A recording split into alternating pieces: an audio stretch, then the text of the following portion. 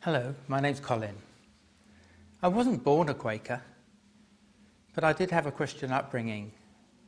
I went to Sunday school at the local church, and then I joined the Boys Brigade there, and we had our Sunday morning Bible class. You had to go to that because otherwise you couldn't play in the football team on the Saturday afternoon.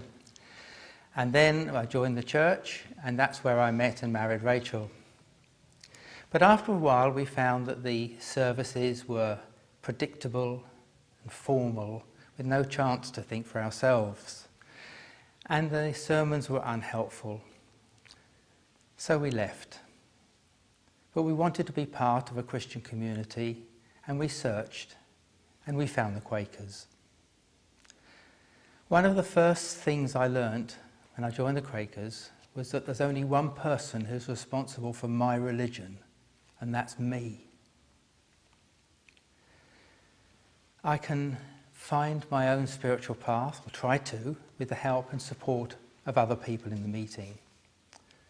I mean, Quakers don't have a creed, but we nearly do, because most Quakers would say they believe that there's something of God in everyone. That means that everyone has a value, and that's very important to me, that everyone should have quality of life and an opportunity for growth.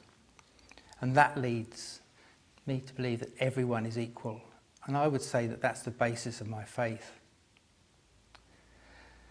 Somebody said to me, "You Quakers are peaceable people, but don't you ever get angry?" And I say, yes, I do get angry at social injustice. I get angry when I see people homeless on the streets or in temporary accommodation, in hostels, when I believe everyone should have a home that is warm and secure.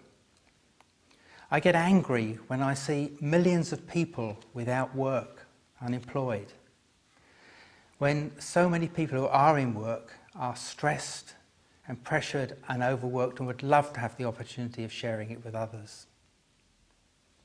I get angry at poverty when mothers can't afford to feed their children and elderly people have to choose between eating or keeping warm in the winter.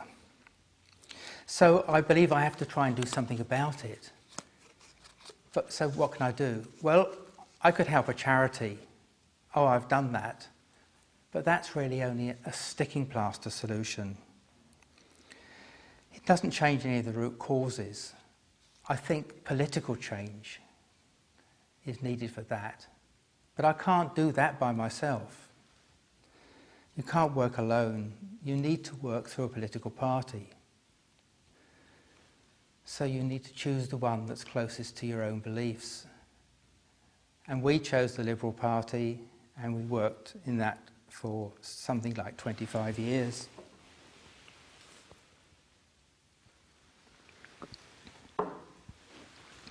But if you're working in a political party and you have principles, Quaker principles, don't you ever find that they're compromised? Well, you might, and it happened to us at the time that the Liberal Party joined with the SDP, the Social Democrats. And the new party had a commitment to NATO with Trident sub-nuclear warheads, and we said, look, we're Quakers, we can't go along with that. Can we have conscientious objection? And they said, no. So with a heavy heart, we left that party, and I joined the Green Party. We have a little red book on the table, Quaker Faith and Practice, which is the writings and the experiences of Quakers over 350 years.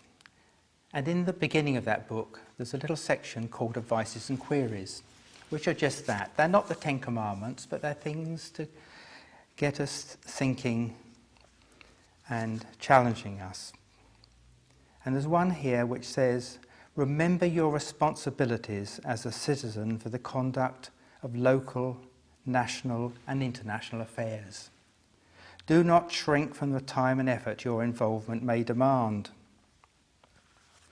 So I read that And I thought, well, what I should do is stand for the council.